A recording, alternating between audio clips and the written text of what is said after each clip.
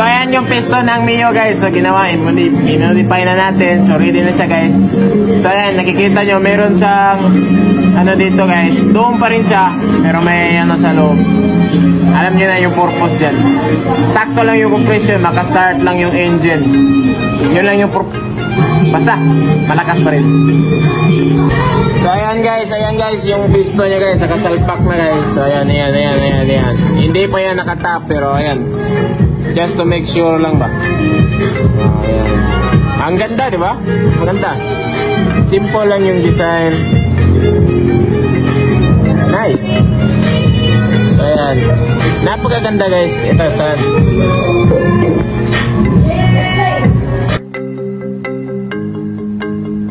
So ayan guys. Gusto niyo bang manalo?